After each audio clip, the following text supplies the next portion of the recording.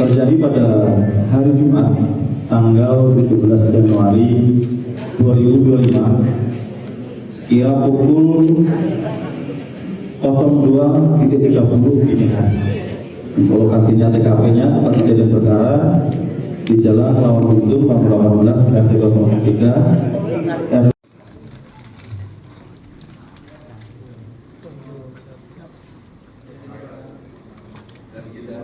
Adapun untuk motif, yaitu tersangka merasa kesal pada korban karena korban sering mengadu kepada ibu tersangka karena pulang malam, larut malam sehingga tersangka sering dimarahi. Modus operandinya, yaitu tersangka mengenai korban menggunakan senjata tajam, yaitu berupa pisau, sehingga mengakibatkan korban meninggal dunia. Saksi yang sudah kita minta keterangan, saksi ada 5 saksi yang sudah kita minta keterangan. Adapun untuk barang buktinya, yang pertama adalah 1 buah pisau dapur, 1 buah lembar struk pembelian alat yang digunakan untuk melakukan pembunuhan.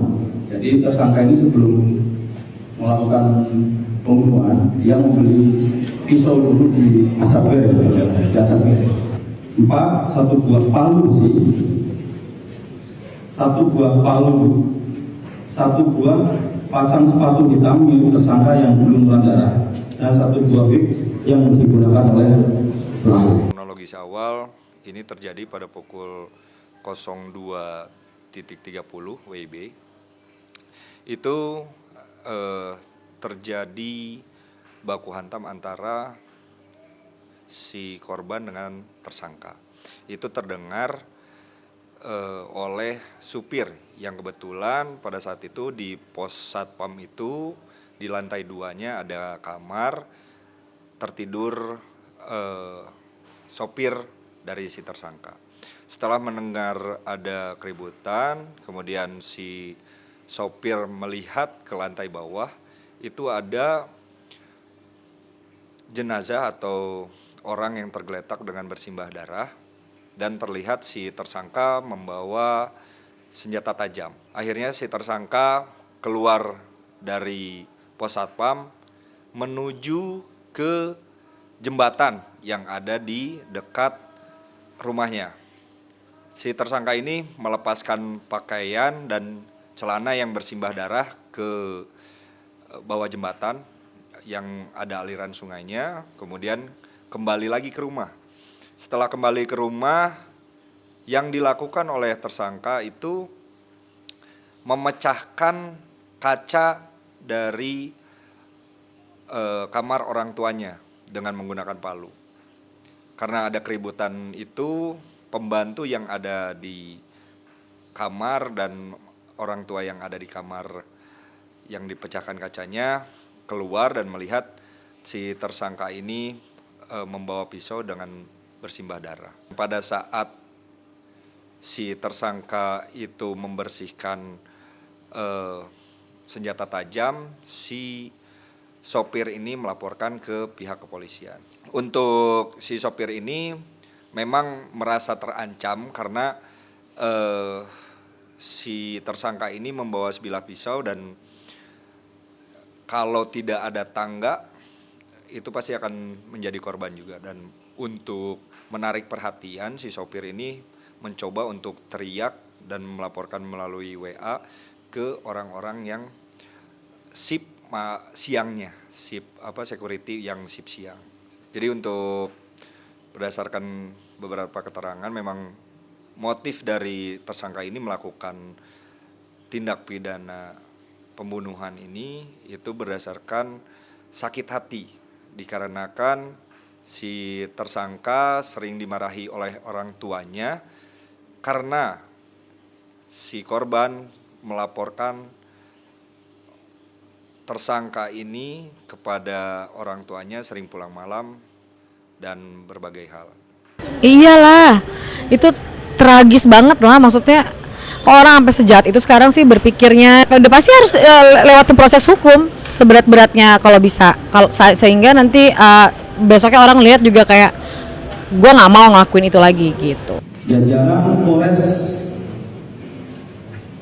Kota Bogor.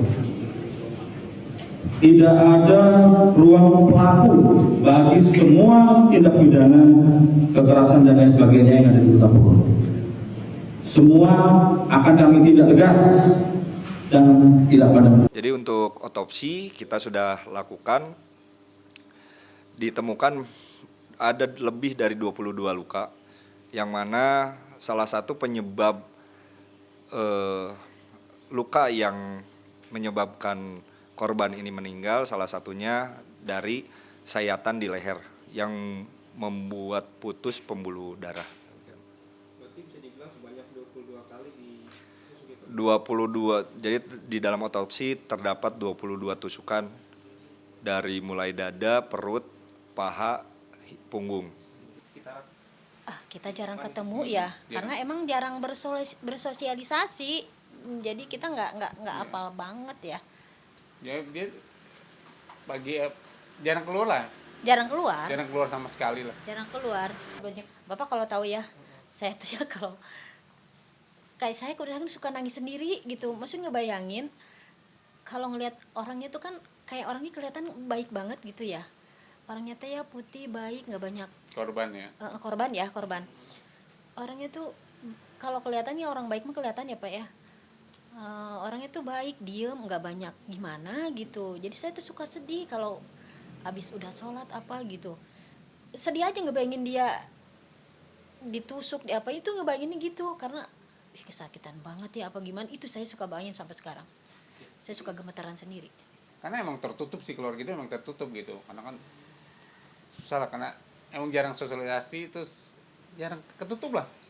Tutup sama sekali. nggak pernah dengar mungkin ada berantem dari Nggak denger malah, kita jarang denger.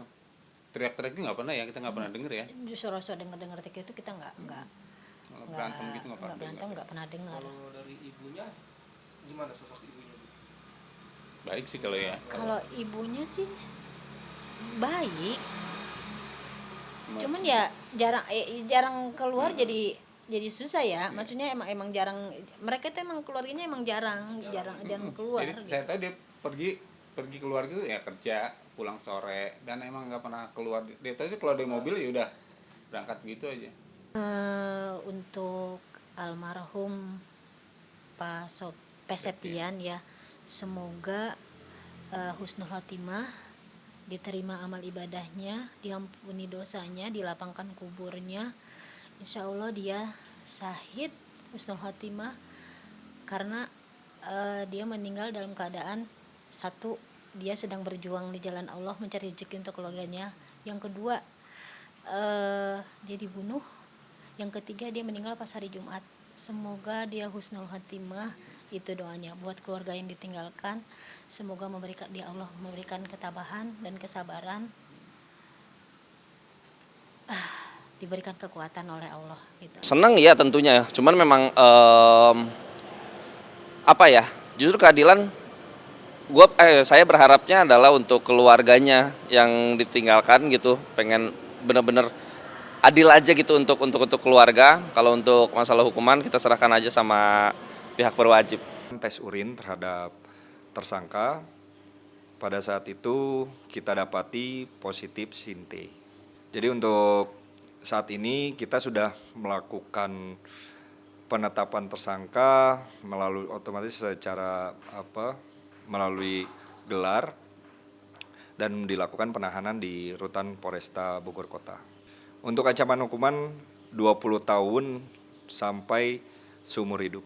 Oh pasti sedih banget, terpukul dan mungkin gak nyangka ya hal ini terjadi. Makanya gimana ya, saya aja ya yang ngebaca berita itu sedih gimana orang yang bersangkutan gitu.